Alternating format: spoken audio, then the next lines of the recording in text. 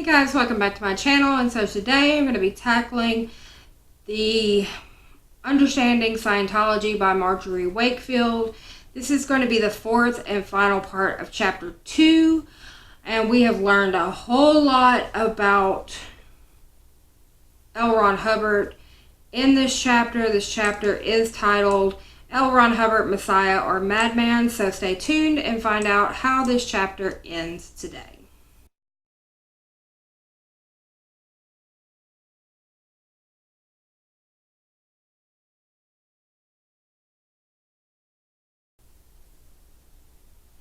Okay guys, so let's finish up chapter 2. This is going to be part 4 of chapter 2. And we ended off part 3 with a very weird and seriously sick kind of rape description. So let's just bring it in. Like I said, this is part 4. So if you want to check out the first 3 parts, those are also on my channel.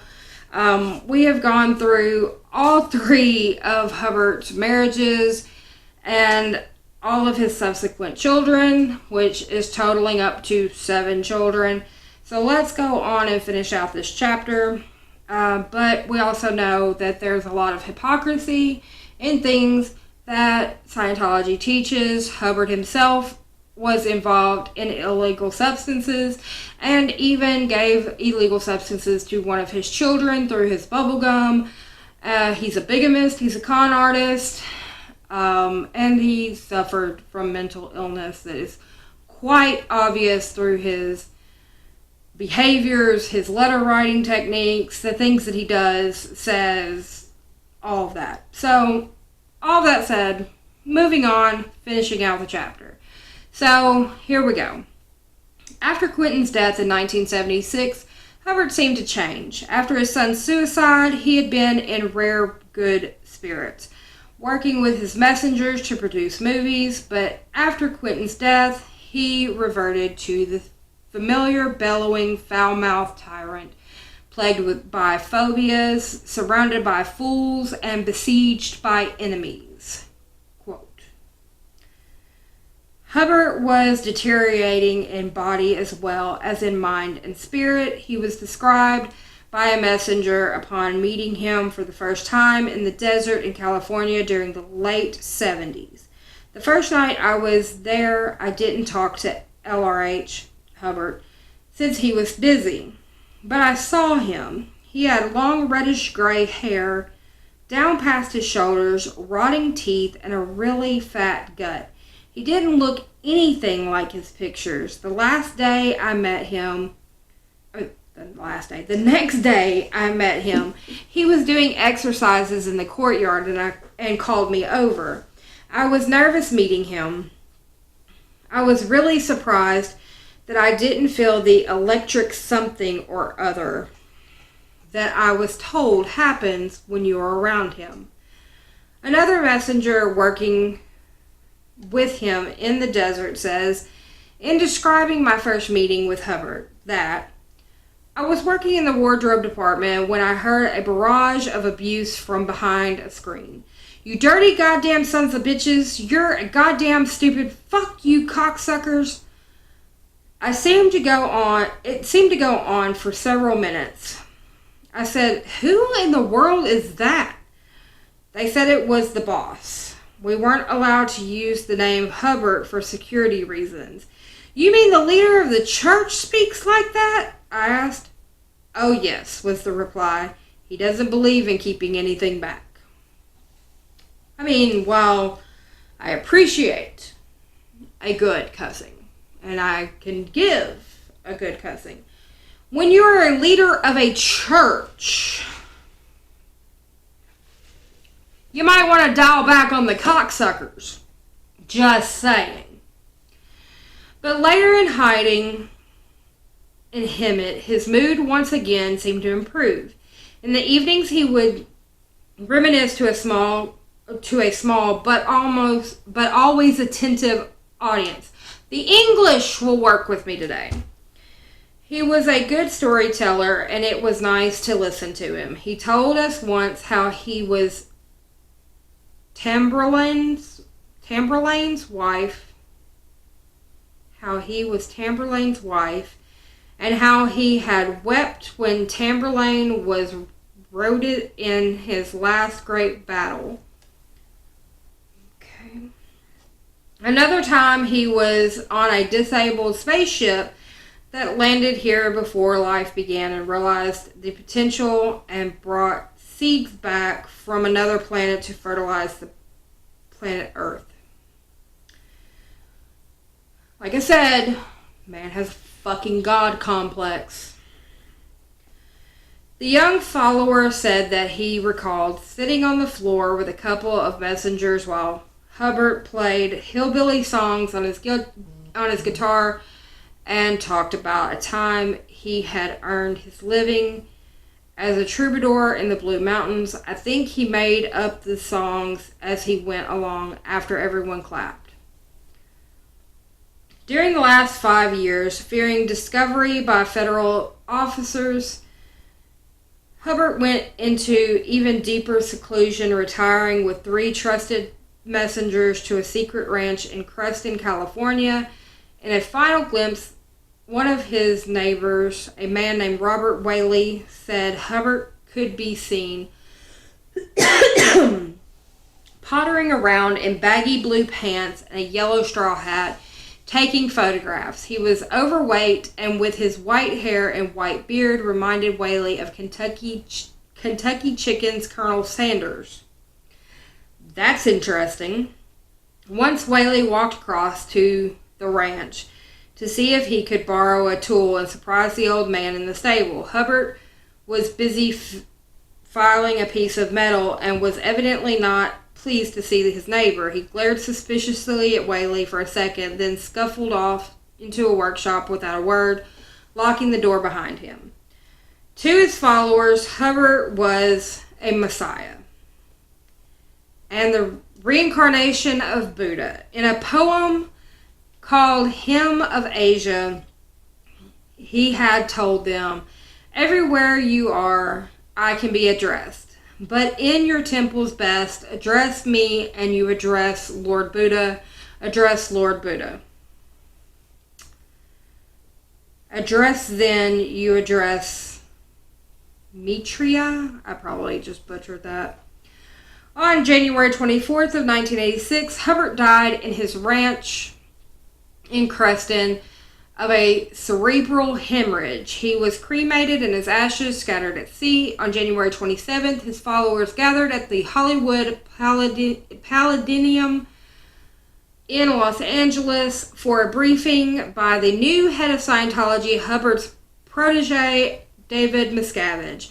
Miscavige announced that Hubbard had gone on to his next level of research, a level done in a stage of exterior to the body.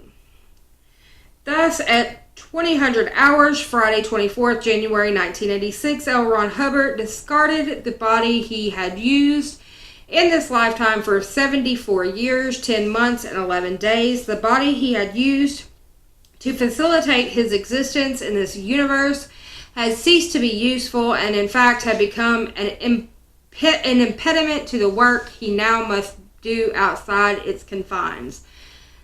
The being we knew as L. Ron Hubbard still exists, although you may feel grief, understand that he did not and does not now. He has simply moved on to his next step. Hubbard, in fact, used this lifetime and body we knew to accomplish what no man has ever accomplished. He unlocked the mysteries of life and gave us the tools so we could free ourselves and our fellow man. Hubbard left most of his immense fortune to the Church of Scientology.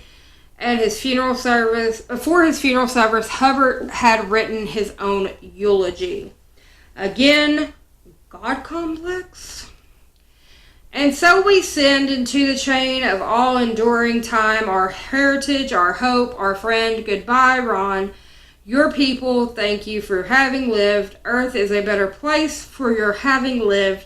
We thank you for coming to us. We do not contest your right to go away. Your debts are paid. This chapter of thy life is shut. Go now, dear Ron, and live once more in happier time and place. Thank you, Ron. And now, here, lift up your eyes and say to him, goodbye, goodbye, our dear goodbye. We'll miss you, you know, come friends. He's all right and he's gone. We have work to do and he has his. He will be welcome there to man. Okay.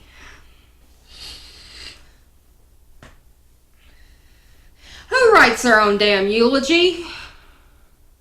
I mean, who writes their own eulogy? Just tell me that.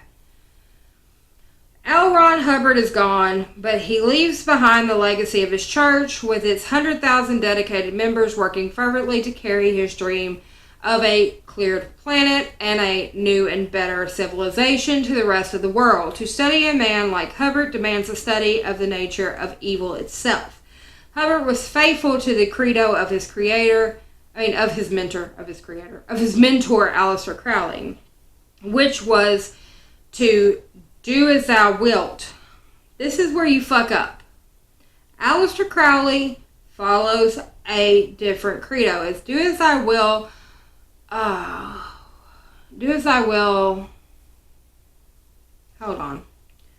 I'm sitting in front of a computer. I'm going to look this up because that just made me angry. Like I said, if you do not have a good understanding, knowledge of the occult, you cannot speak on it. It'd help if I could spell.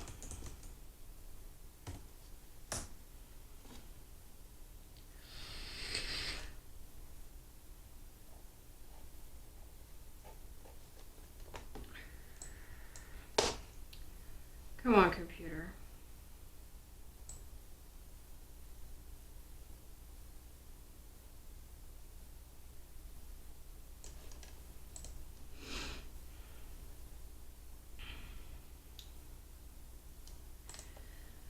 Here we go. Ever mind the rule of three. 3 times your acts return to thee. This lesson will thou must learn. Thou only gets what thee dost earn. So it's do as I will, but expect it to come back at you. So you put out whatever energy you put out there, it's going to come back at you times 3. Is pretty much what it means. Okay? It's the threefold belief. And it's the law of 3, the threefold belief, the Wiccan Rede. All of that is the same thing, and that's what Aleister Crowley believed.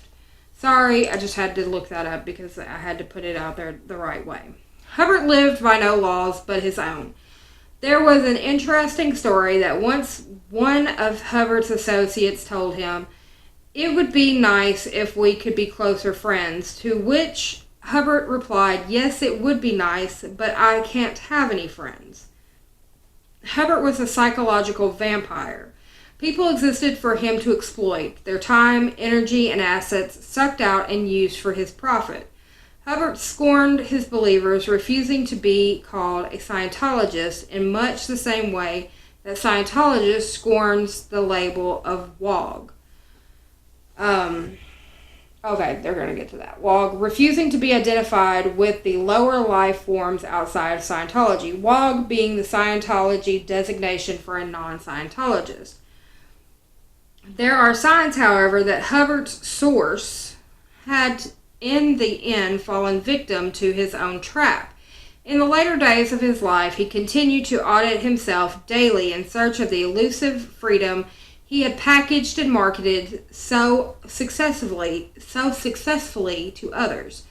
Hubbard, undoubtedly a genius, was most human at certain points of his life, when he was able to admit to his vulnerabilities. One such moment was his letter written to the Navy, in which he lamented his tendency to fail at everything but his writing. "The one line of success I have ever had." That's a quote from Hubbard's letter. Another instance was his 1947 letter to the Veterans Administration begging for psychological help. "Would you please help me?" He ends his pathetic letter, a call for help, which apparently went unanswered. One can only wonder what the outcome might have been had he received that help. It is possible that his thousands of victims might have been spared. It is even possible that his formidable genius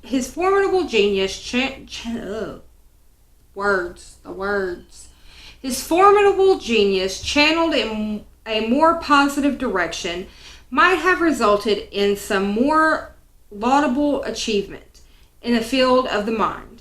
Hubbard is gone, but his church, Scientology, lives on in an externalization of Hubbard's paranoia. We have only too recently seen the effect that one madman can have on history and the lives of millions. In the end, the success or failure of Scientology will depend on the inhabitants of the WOG world and whether they are willing to trade their freedom and sensibilities for the elusive promise of Scientology. So that is the end of chapter 2. So it kind of ends in kind of a what, but again, this is only chapter 2. So we've gone through Hubbard's life. We've got up to his death now. So let's do a brief recap of chapter 2.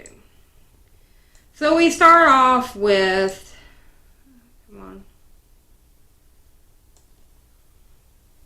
we start off with him being married, him struggling to be a writer to support his family, and all these outlandish tales that he tells, that the Church of Scientology still tells these tales to this day.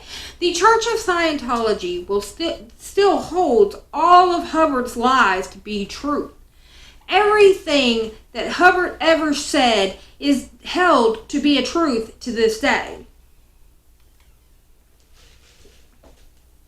Sarah, the second wife, not even mentioned in Scientology. Nowhere. Like, she is erased from Scientology like the plague. Okay? But you also don't see a whole lot mentioned about his children. The man had 7 fucking kids. Where are his kids?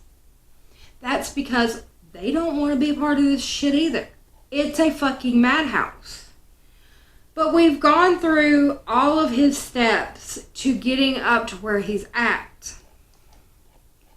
Hubbard was thinking of a way of conning people from day one. And he did. He has conned people out of so much money. And his paranoia and his mental illness is evident in everything. Now let's think about something. He started off making money writing short stories, science fiction, things of that nature. What is everything in Scientology? It's science fiction.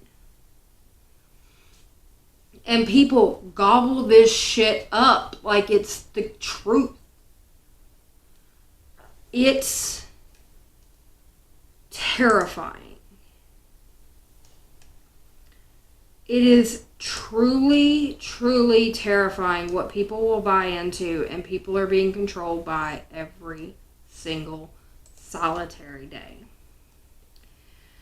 So we have finished chapter 1 and chapter 2. There are 15 chapters in this book. 15. So the next chapter is the propaganda of Scientology, playing for blood. So that's going to be the next chapter that we're going to be covering. I mean, all of these chapters are like, they've got some stuff in there. Now, like I said, I did take some hindrance to the stuff with Aleister Crowley because I do have a working knowledge of the occult. But we got that stuff cleared up. We're good. We're golden. So, I'm just copying over chapter 3 right now. so that it is in a working form where I can deal with that. I don't like reading from a computer screen. It is not my favorite. But, where did that just go? Okay, there it is. But it does make it a lot easier since this is available online. It does make it easier to read it to you guys. I will have all of everything linked down below. So let's wrap this all up. We finished chapter 2. We're going to be moving on to chapter 3. In the next week or so, I will start chapter 3. We're going to get through this book. It's going to happen. Because I have some plans for another Scientology book that I already have. And we're going to go on from there. I'm still going to be talking about the blogs about Scientology. Like my Scientology from a Scientologist perspective is not going anywhere. I actually have some blogs that I need to go through and get those ready. So, if you like this video, give it a thumbs up. If you haven't already, go ahead and subscribe and ring that bell. In the comment section down below, what did you think of chapter 2? I think it shows so much of why people should just be running from Scientology and they should not have gotten involved in the first place. But hey, that's my opinion. Leave yours down in the comment section down below. Now, housekeeping items. In the description box down below, you'll notice there's a link at the very top of that description box. That link is for my Patreon. I've opened a Patreon because I'm trying to update some things here on the channel. I don't get paid for making any of the videos on my channel. I don't have enough subscribers to do that. And when I do, I probably won't make that much anyway. But if you can, please think about donating to my Patreon so I can start updating lighting, microphone, editing software, all that stuff. So I can start putting some money into the channel to kind of update things and make it better for you guys. I love doing these things. I'm not looking to make a paycheck off of it. I'm just looking to update some stuff, and I can't take the money out of my pocket because my bills are expensive.